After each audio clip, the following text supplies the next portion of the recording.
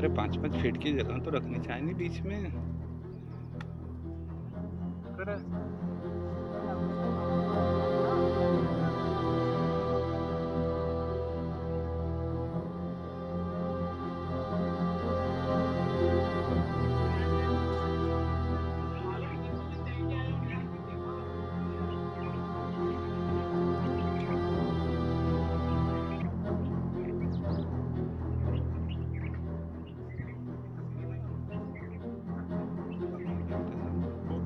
अरे 5-5 फीट की जगह तो रखनी चाहिए नहीं बीच में।